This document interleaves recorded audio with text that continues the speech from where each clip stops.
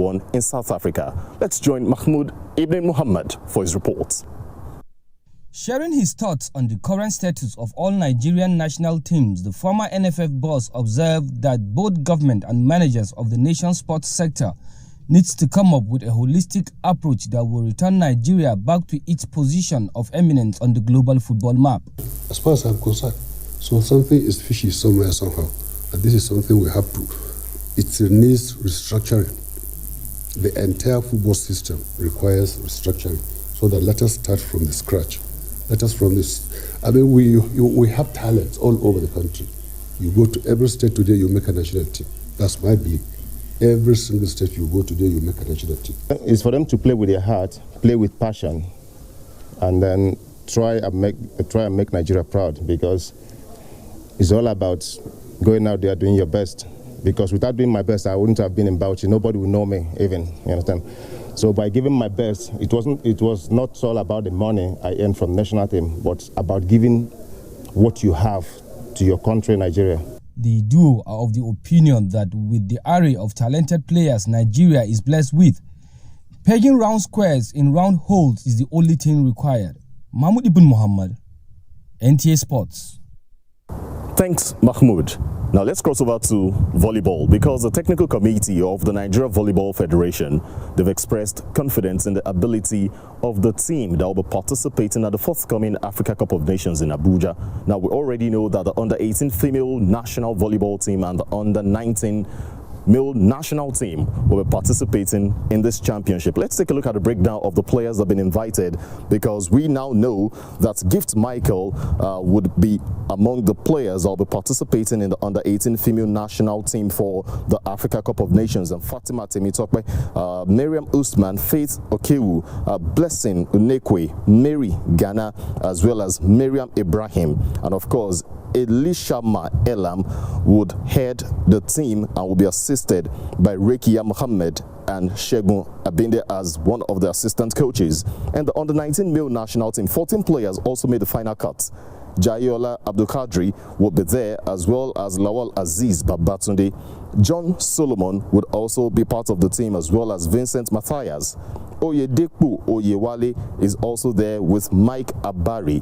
Patrick Anthony is also on the list with Timothy Oguluba, although he will be joined by his brother Paul, also in the team for this particular championship.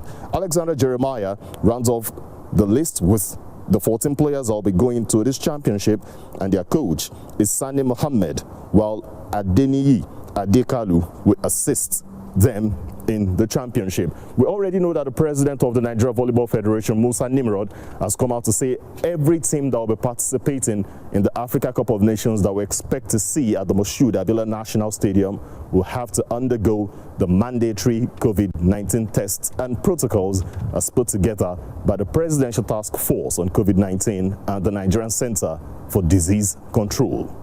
Away from volleyball, it's that time on the program to take a look at what we have on Tidbits, and Kene Ima Agbodike has packaged it for us. On Tidbits, we begin with football, where the 2021 Total Africa Cup of Nations Under-17 final competition fixture will be conducted on Wednesday, 24th February 2021. According to a statement by Confederation of African Football (CAF), the tournament will be played in Morocco from March 13 to 31, 2021. The draw, which will be conducted by CAF Director of Competition Samson Adamu, will be live on CAF platforms from 1 p.m. CAF says the draw procedure will be communicated in due course. The qualified teams include Mali and Senegal from WAFU A, Cote d'Ivoire and Nigeria from WAFU B, Zambia and South Africa from COSAFA, Uganda and Tanzania from SECAFA, Algeria and Morocco from UNAF, and Cameroon and Congo from UNIFAC.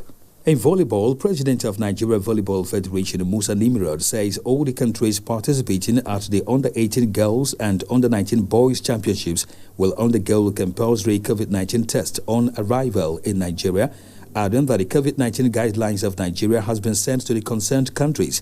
A total of 13 countries are expected to participate at the Under-18 and Under-19 African Nations Volleyball Championships in Abuja from March 1 to 9, 2021. In tennis, Australian Open champion Naomi Osaka says she feels comfortable being a role model for the next generation after her fourth Grand Slam victory solidified her position at the forefront of a new era for tennis. But the Japanese star, a four-time major winner at the age of 23, insists that a 39-year-old America's Serena Williams, who has 23 Slam crowns, remains the face of the women's game.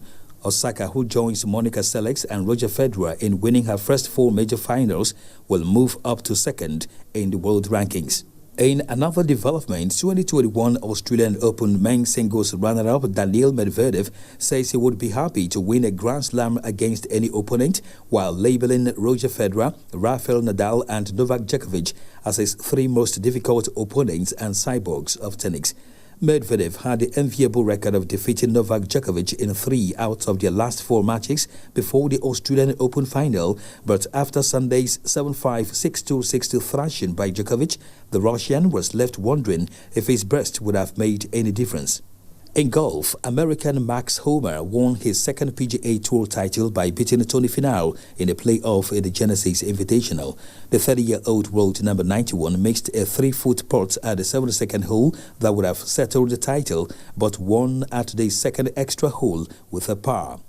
And finally, on tidbits, outdoor sports including football, golf and tennis will be allowed to resume in England from March 29, according to Vaccines Minister Nadim Zahawi. Zahawi, who says outdoor, including organized adult and children's sports, would return, declined revealing when gyms would reopen. Meanwhile, in Scotland, outdoor non-contact sports like golf and tennis are currently permitted, and the government hopes to publish a route out of lockdown in the coming week. Under Wales's current restrictions, sport and leisure facilities are closed, but up to 4 people from 2 different households can meet to exercise outdoors.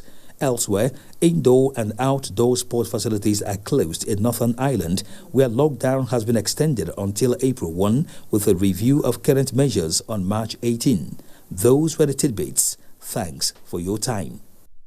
How time flies when you're talking sports. Sports Tidbits rounds off Sports Reel this Tuesday on the network service of the Nigerian Television Authority. Remember, the Super Falcons are about now rounding off the first half of the encounter against Equatorial Guinea at the ongoing 8-team invitational tournament in Turkey.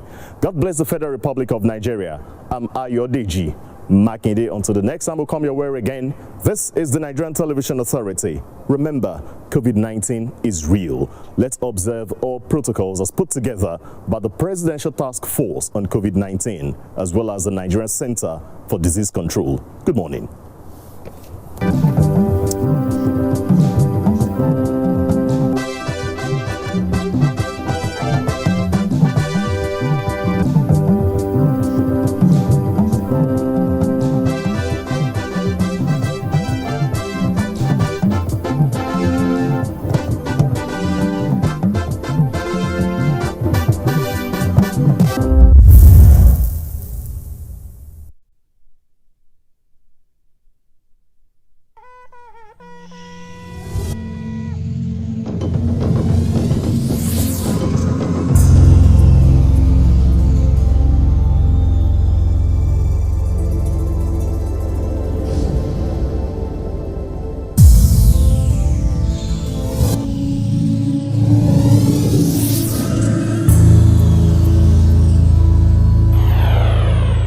NTA, you can't beat the rich.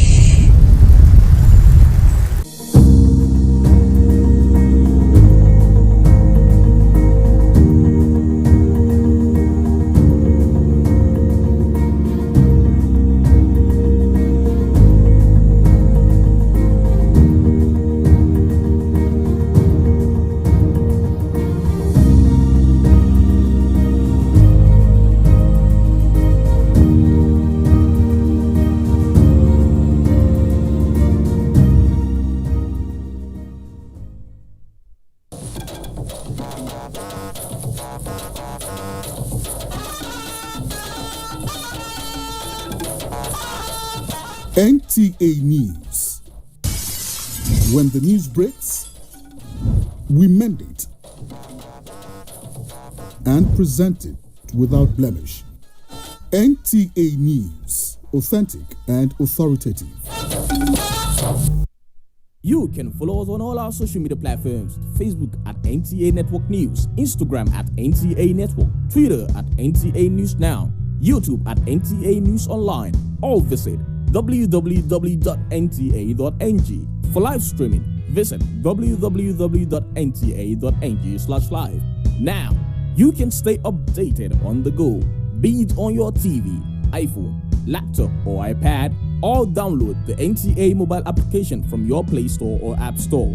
NTA, you can beat the rich.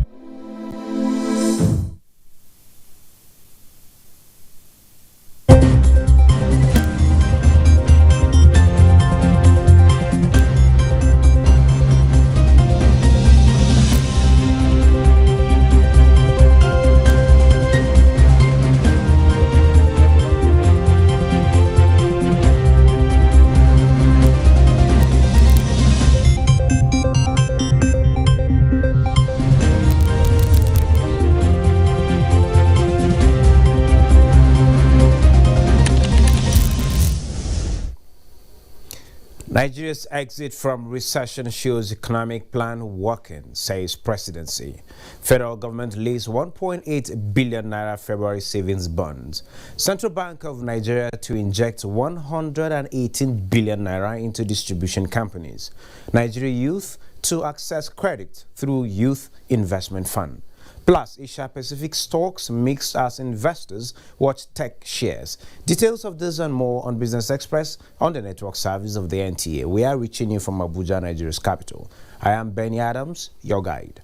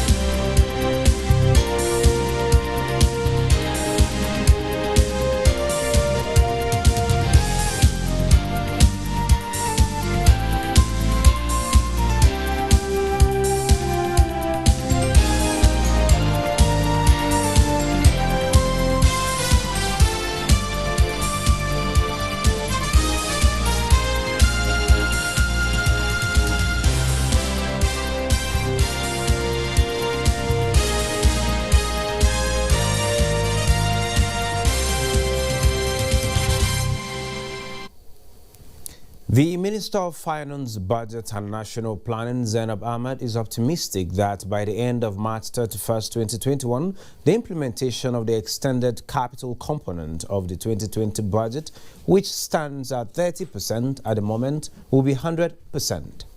The minister was speaking at a meeting with leadership of the National Assembly on the extended capital component of the 2020 budget. The extension meant for agencies to continue to utilize the funds that has already been released to them. And we have made an assessment, and as of the first week of February, I'm afraid to report that the performance utilization of the extended amount was averaging about 30%. Let me commend the minister and her team for the level of implementation throughout last year. It was pretty high, perhaps the highest we've seen in a long time. Then there has been more releases for COVID-19 expenditure, and we can provide an update on that. That today our economy has shown significant improvement and we are technically out of recession. Our economy has grown the GDP by over 0.1%, and that is remarkable. That this is the dividend of the National Assembly passing the budget before the end of the year. The Nigerian Communications Commission says the telecommunication industry performance in the fourth quarter of 2020 contributed 12.45% to the gross domestic product. The NCC, in a statement by its Director of Public Affairs, Dr. Ikechukwu Adinde, based his assertion on the latest data released by the National Bureau of Statistics last week. The statement adds that telecommunications, information services, under information and communication grew by 17.64% in the fourth quarter of 2020 from 17.36% in the third quarter of 2020 and 10.26% in the fourth quarter of 2019. The statement further noted that agriculture, industries and services sector, under which telecommunications is categorized, contributed 26.95%, 18.77% and 54.28%, a pointer to the fact that telecommunications, trade, services and crop production are the main drivers of Nigeria's exit from recession. Similarly, Nigeria is seeking broader opportunities from the World Bank and other development partners in the area of policy and digital training for teaming Nigerian youth and women. This was when the Minister of Communications and Digital Economy received the Deputy Secretary General of the United Nations, Amina Mohammed, in Abuja. Within the period of lockdown, in the two virtual institutions we commissioned or we developed online, more than 200,000 citizens enrolled and completed their programs, and still the training is ongoing. And this is another area which we feel we need to be supported by the United Nations in any way possible. Digital economy is very important, and we continue, as you say, speaking and engaging constructively, so that we can, ensure that success is what we are all going to be looking at the end of the day. Nigeria, for the past 6 years, has been making efforts to boost her national food production to reduce the billions of naira she is spending on imports. However, wheat production remains a major challenge. Let's join Musa Babaliu for details on demand and supply of wheat in Africa and the situation in Nigeria. Wheat and rice are gradually becoming international crops driven by global politics due to high demand and supply of the produce worldwide. The development that has been having negative impacts on the social and economic well-being of African countries. For instance, of all the food Africa imports, wheat and rice are the top most consumed grains on the continent. It was reported that every year, Africa spends billions of dollars to import wheat from North and South America, Europe and Asia. Africa is the largest importing continent of wheat in the world, spending over $15 billion annually. And the objective of that is now in Africa, which is even much better than Egypt and much better than India, which achieved self-sufficiency in the 1960s, we have proven technologies today. The issue is now we start to take these proven wheat technologies to reach to farmers so that our farmers can increase the lost productivity that they have today. Though wheat production in Nigeria is yet to meet the national demand, however, there is significant increase in the production. We are not trying to reinvent the wheel, because all over the world there are technologies, good technologies that will help in improving the productivity of an average wheat farmer. And we have been able to bring these technologies to Nigeria and deploy them to our own farmers. So what we need actually from policymakers, from government, is support. The government should be able to support wheat farmers just as they are supporting rice farmers. And what we should also be observant about is trade policy. No matter how well we fix agricultural production, if we don't guard and compensate for the distortions coming from outside, we'll not be able to sustain domestic production. As the country achieved this, issues relating to smuggling, sabotage, distraction, as well as international politics on wheat remain a challenge. To discuss the potential in wheat production and its entire value chain is the National President Wheat Farmers Association. He's no other person but Salim Salih Mohammed. He joins us via Zoom from Kano. Mr. Salim, you are welcome to Business Express. Thank you very much, sir. Okay, Mr. Salim, if you can hear me, how important is wheat as a commodity in Nigeria? Wheat is an important crop which is largely consumed over the world. Wheat plays a very important role in the productivity in the country.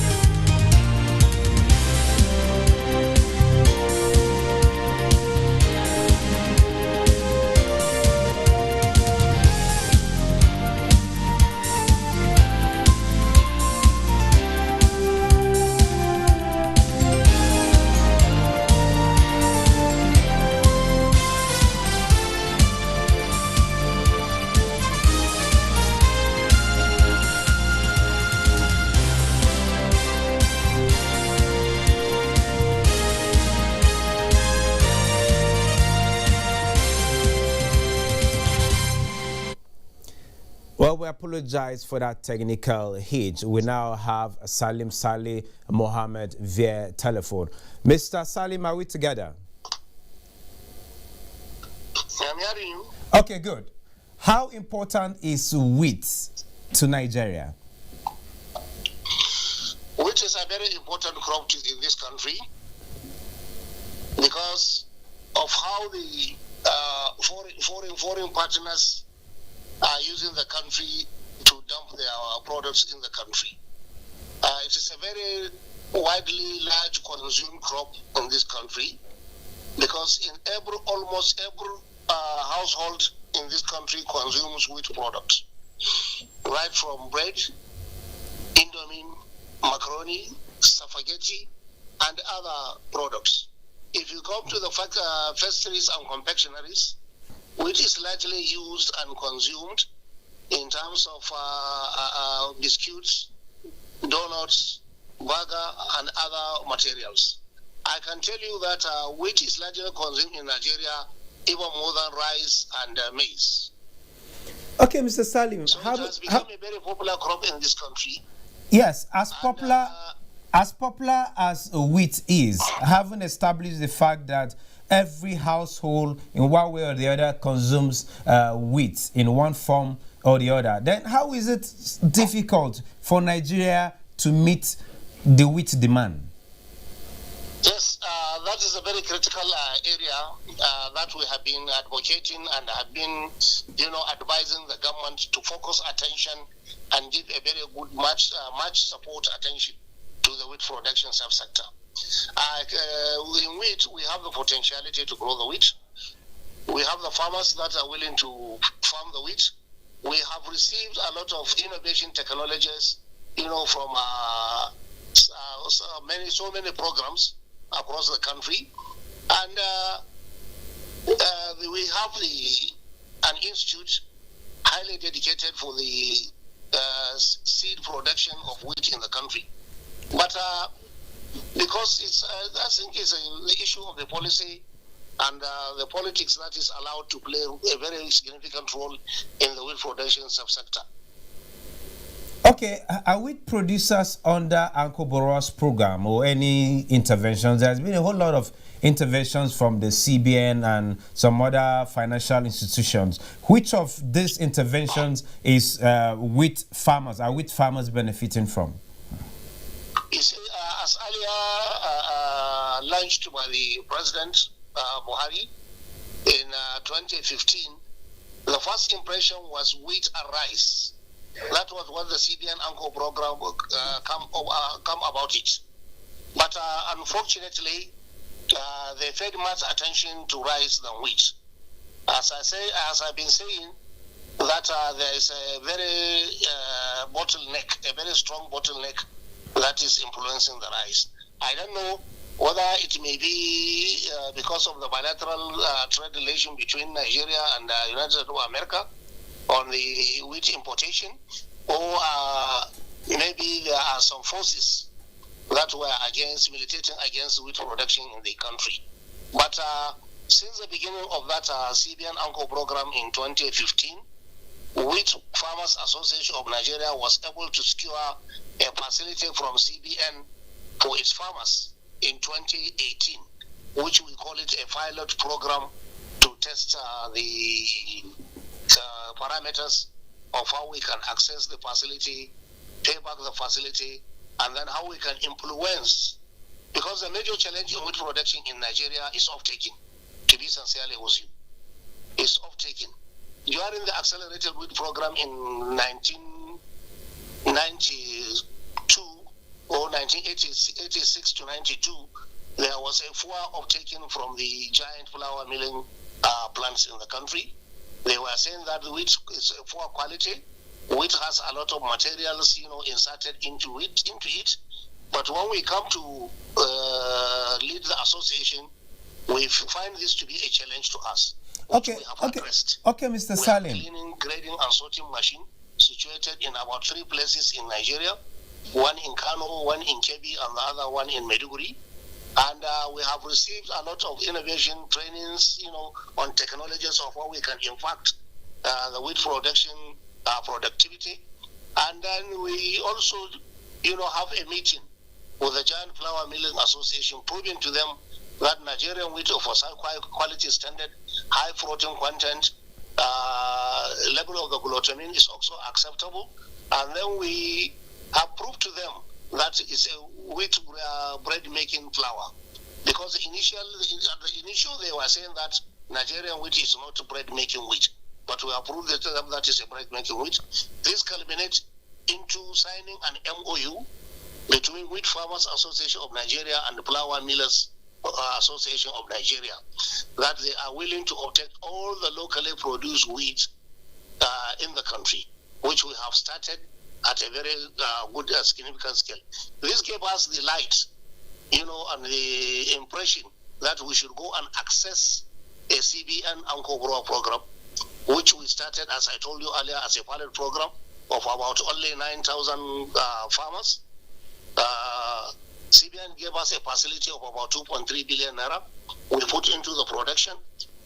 Fortunately or unfortunately, that time we had intermittent heat, intervention into the sector, which is a cold seasoned product. Okay. So it is largely grown between November to March in every year. So okay, with this, Mr. Salim. Intervention of heat. Okay, Mr. Salim. Most of our crops are not that heat-tolerated crops. They are dry season cold crops. Okay, Mr. Salim. With this value addition, bringing in machinery and expertise to improve the value for international exports, how competitive is the Nigerian wheat on the African scene, looking at the African continental market as well as exports around the globe? Yes. So, as I was telling you, that the major problem facing the wheat production in this country is finance. Had it been wheat is being financed as how we finance or give much attention to finance rice, definitely by now, with these new proven technologies and the machineries we have, to produce a very clean material, it could have been taken another dimension, not like this. Okay. While waiting for more financing for wheat production, what is the state of pricing of this commodity? There are producers that complain that the price of wheat is actually on the rise. What is responsible for that? You see, the issue of the price has been addressed between the association and the flour mill. We have addressed that. We look at the cost of the production, and then the flour millers association has to top it to about 40 to 50% above the production cost. But the major obstacle here is one: we have very low production output because of the insufficiency in the seed subsector, and two, sometimes the production yield is not given up to more than 3 tons per hectare. Sometimes it's even getting lower than 3 tons per hectare, because we need high yielding material to be substituting, on a gradual basis, the farming, the production sector. So, Mr. Salim Saleh, our output yield was rating between 2 to 3 tons per hectare, which we're supposed to be rating between 3, 4, 5, 6 tons per hectare as compared to the other wheat producing countries.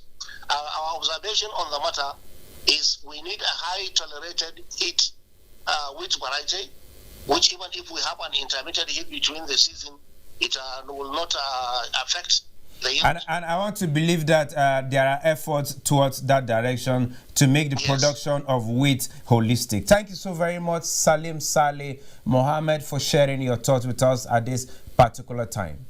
Thank you very much, sir. You're welcome. Thank you. Well, moving on, gold prices hovered near a 1-week peak on Tuesday after gaining 1.5% in the previous session as U.S. Treasury yields retreated, lifting the appeal of the bullion.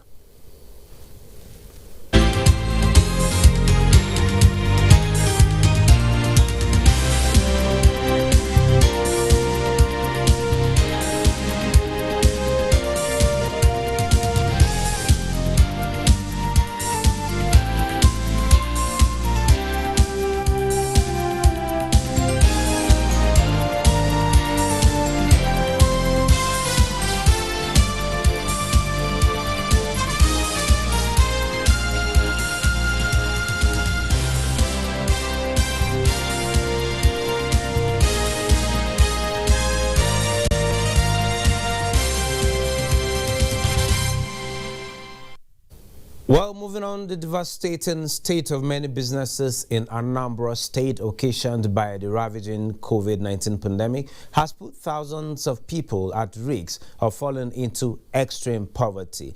Blessing Anyao reports that business owners in Onitsha, Anambra State, are struggling to sustain their sources of livelihood with the second wave of coronavirus.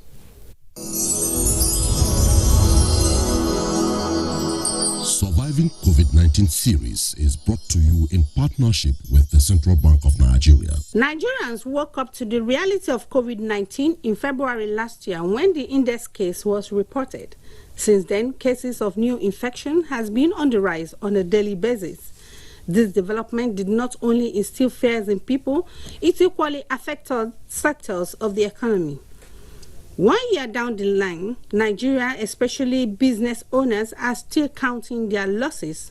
Mr. Sunday Obinze is one of such business owners in Onitsha Head Bridge Market who deals on building materials for 25 years now. About the pandemic called COVID-19, it affected our business.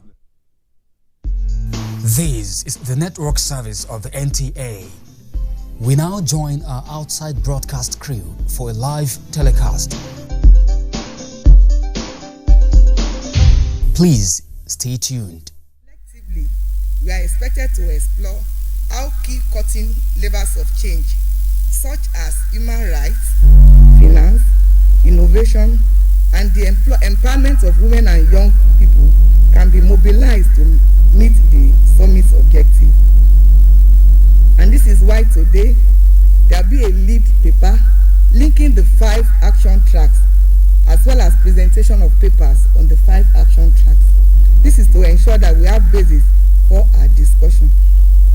At this point, I'd like to welcome and appreciate people that have been working behind the scene.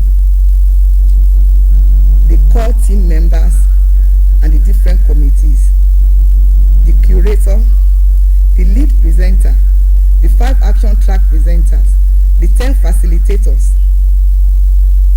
the men and women of the press that have been showcasing us and helping us to create awareness. And indeed, all participants, I welcome you all to this dialogue. As the national convener for the National Food Systems Dialogue, I have the firm belief that as we carefully examine the 5 action tracks from our wide range of backgrounds, identifying new actions and partnerships while reviewing the existing initiatives, we will be able to come up with sustainable, healthier, all-inclusive and equitable food system pathway that will not just remain on the pages of paper, but will be actionable, implementable, and ultimately work for the common good of Nigeria and Nigerians. Once again, I welcome you all. Thank you for listening, and God bless you.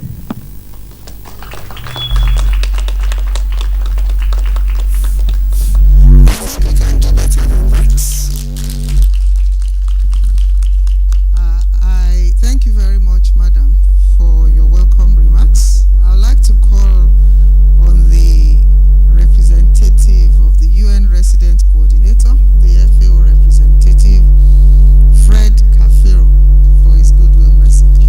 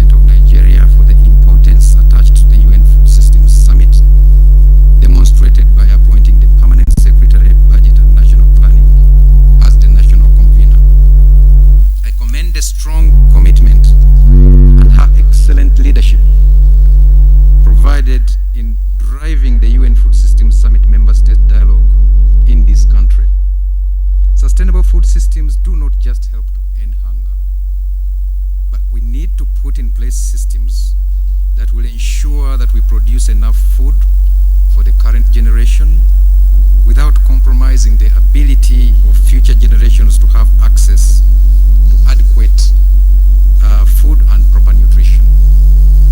As the population continues to grow, and with the many players in the food industry, there's greater need for all of us to understand how we will ensure availability of quality food in quantities that will cater for the needs of all people and in a sustainable way, where we pay close attention to Mother Nature.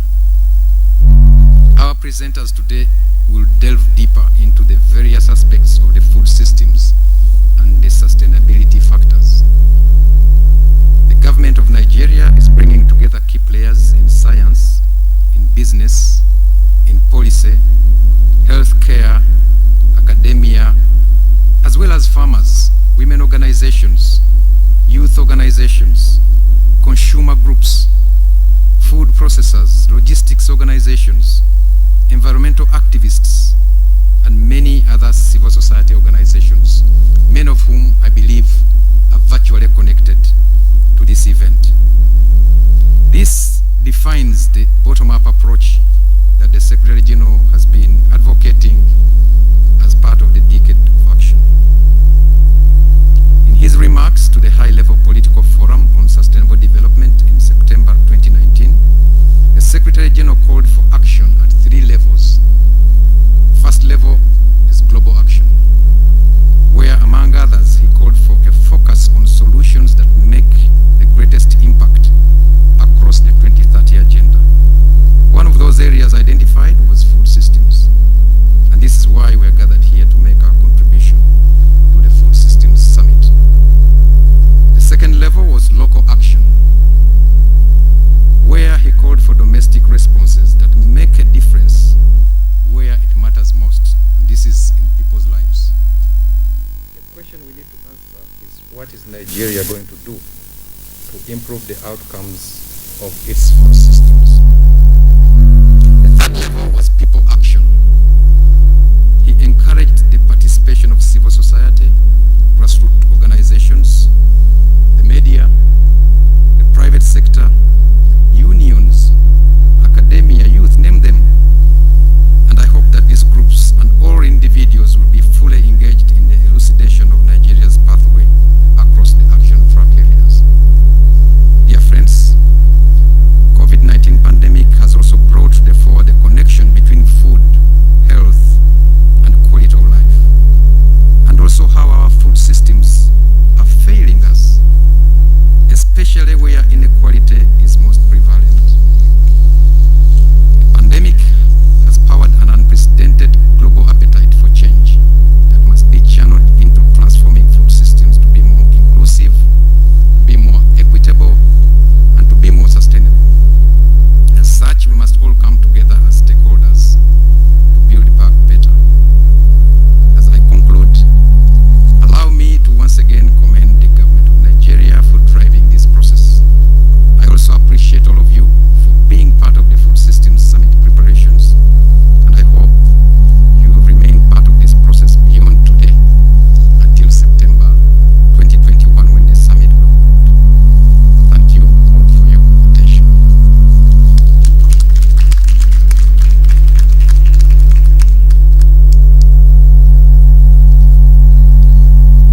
I believe we can do much better than that.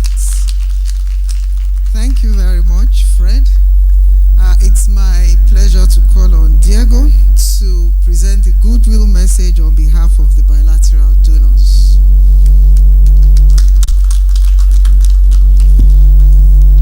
Thank you. Good morning. Your Excellency, the Vice President of the Federal Republic of Nigeria, honorable ministers, representatives of the MDA's federal and state level, representative for the UN, food system stakeholders present here or joining virtually, distinguished guests. Delivering this goodwill message on behalf of bilateral and multilateral donors and financing institutions, we'd like to congratulate the government of Nigeria for starting with such eagerness the country's food system dialogues. These dialogues, as the Food Summit itself, come at a critical time when the vulnerability of our global food and trade systems are being laid bare in light of the long-term transformation engendered by climate change and the immediate consequences and global impacts caused by COVID-19. And as for the case of COVID-19 and climate change, pathways for more equitable, resilient, and climate-sensitive food systems call for both local and global solutions. We should not forget that the Food Systems Summit in September is not the first global summit tackling issues around food and hunger. From the World Food Conference in '74, World Food Summits in '96 and 2009, several global events have tried to define viable solutions to address the food needs of the world's populations. And as a result, in the last 5 decades, innovations, particularly in agriculture and supply chains, have helped feed the world, reduce poverty, and improve lives.